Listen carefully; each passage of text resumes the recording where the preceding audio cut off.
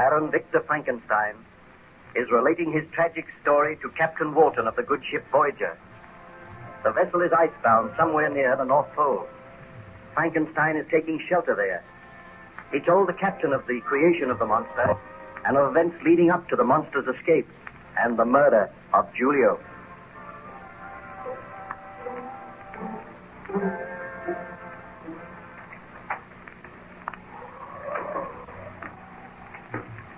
You look much better this morning, Baron Frankenstein. I trust you had a good night's sleep. I feel better, thank you, Captain. Tell me, what happened after you discovered the body of your servant Julio? I recall it quite clearly.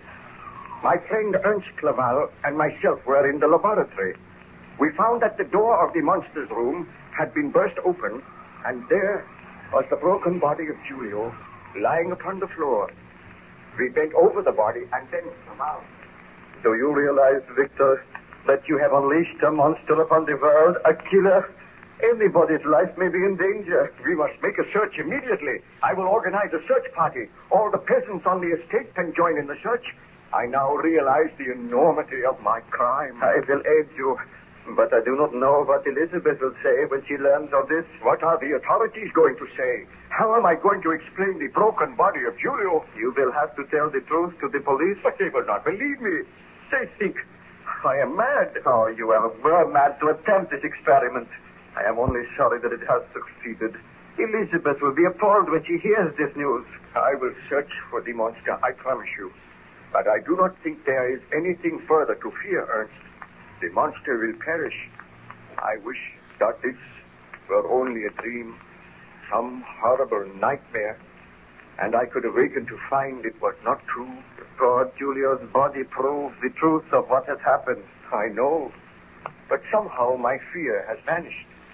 I am going to seek my own happiness now. Oh, how can you talk like that when the monster is alive? The monster will be found. If not, he will perish. Let us go to the police. Tell me, did the police succeed in finding the monster, Baron Frankenstein? They did not. The search went on for days, and still there was no trace of the monster. But my hopes were high. I felt sure that the creature had wandered away somewhere in the hills, and there perished from cold and starvation. There came a day when I had almost forgotten the monster, and my experiments, they seemed like some dim dream of the past. I sought out Elizabeth, I feel sure that we will have no further fear of the strange creature for which I was responsible. I am asking you now, will you marry me and come away to England? Let us take a long journey together. But Victor, does your conscience allow you to live here? Are you sure that nothing further will be heard of this horrible creature? Oh, it is some months since the monster disappeared and nothing has been heard of it. It is safe for me to go now, Elizabeth. How long shall we be away? For at least 6 months. Then we shall return here and settle down in my home. Oh, please say that you will marry me as soon as possible, Elizabeth. There is only one request I have to make of you, Victor. What is it? My sister's child, William, needs a home. His mother is very ill. His father is dead. Can he come and live with us? Well, of course, I am very fond of William. We shall adopt him, and he shall be as our own child. Oh, you are very kind, Victor. Oh, I am just a man in love with a beautiful woman. Now, let us go and tell your father. We will be married very soon, and we shall make all arrangements for our journey.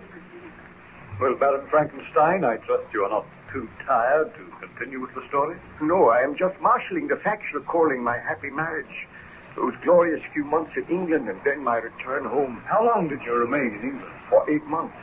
We had a delightful holiday there, and I returned to my ancestral home, and my wife and I settled down. During our absence, we had left the child William in charge of a nurse, whom we called Justine. She was an old friend of the family. She had known my wife for years. A few days after our return, Justine approached my wife. Master William desires that I shall take him out for a walk. Do you think the weather is clear enough, Baroness? Oh, I think the child could go for a walk. What do you think, Victor? By all means, the sun is shining brightly now, although there are clouds on the horizon. Clouds under the horizon. Thick black clouds. I fear there may be a storm. Oh, just such a storm as one. Please, Victor. We agreed never to talk of that. Well, may I take the child for a walk? Yes. Just a short walk down to the lake, Justine. Tell me, Justine, do you like the child? Do you think that young Master William shows promise? He is rather a David child, with a very strong will of his own. But I am fairly strict with him. Oh, you must not be too strict with him. Remember, we were all young once. I will remember that, Baroness. All right. Take him out now. But do not take him any further down the lake. If there are any signs of an approaching storm, bring William home at once. I will, madame. Tell me, Elizabeth, what do you think of Justine? Oh, I have known her for years, my dear. But you do not seem to like her. She is rather a grim and forbidding woman. Oh, in reality, she has a very kind heart. Come over here, Elizabeth. Look out of the window. What is the matter? Look at those strange black clouds on the far horizon. They fill me with a sense of grim foreboding. Victor! Clouds gathered like dots on the day that I created the monsters. Victor, do not think about it. The monster is dead. It is 12 months since he disappeared. But is he dead? The body has never been found. Darling, do you not think we would have heard if the monster had still been alive? I suppose so. Did you hear that? Thunder in the distance. Oh, I hope Justine has the intelligence to bring William home before the storm shows signs of breaking. Why am I seized by this nameless fear? That thunder frightened me. Darling, do not think of the past. Let us talk of something else. We know that your friend Ernst is due tomorrow. We hope he stays with us for some weeks. I will be glad to see Ernst again, but in a way he will remind me of the horrors of the past. Oh, you must do your best to forget. You must try and forget that the monster ever existed. I must tell myself that. I created the monster, and now that monster is dead. I will never see it again. Victor, what can I hear? That dreadful sound. Strange dragging footsteps. The footsteps are approaching this door. Oh, Victor, I am frightened. The footsteps have stopped. Victor, what can it mean? Look, Elizabeth. The door is opening slowly. So slowly. Frankenstein, my master.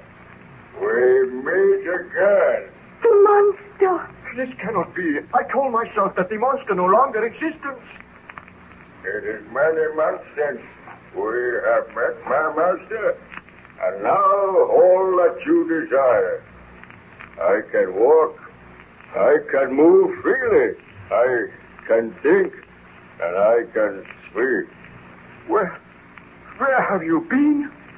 Living in the woods these many months. Watching other folk. Learning to speak as they speak. And almost dying from intolerable loneliness.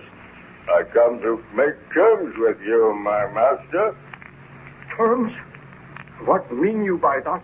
Victor, he looks too horrible. That awful face. Those long, shambling legs. Surely it is not true. Calm yourself, please, Elizabeth. I am an object of hatred and scorn and derision wherever I go.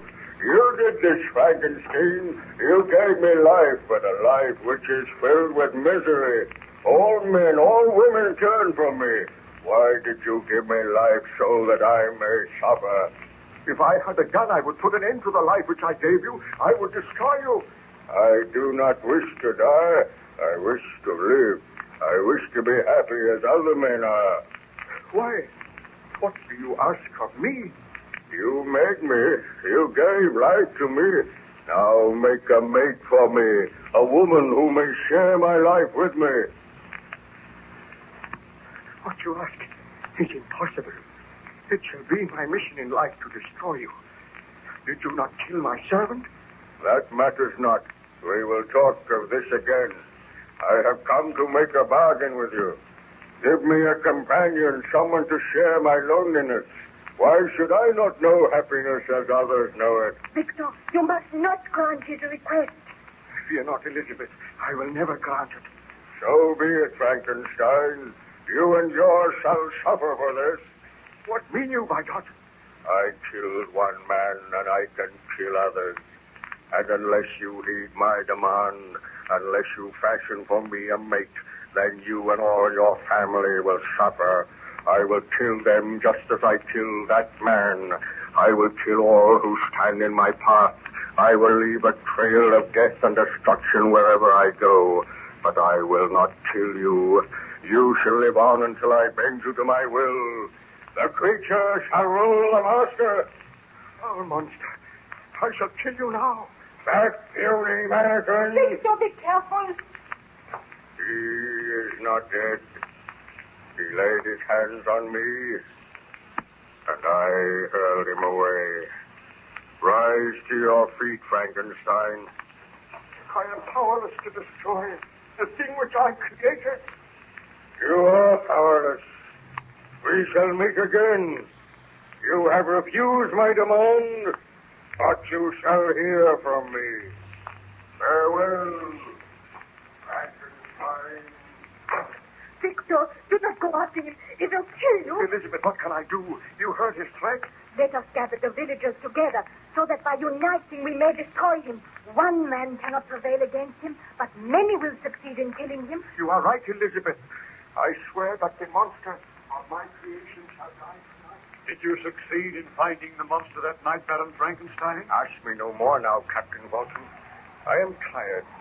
I must not overtax my strength. Let me rest now. You will rest now, and I will write the notes of your story in my journal. So be it. Come to me tomorrow, and I will tell you of the horrors which befell me.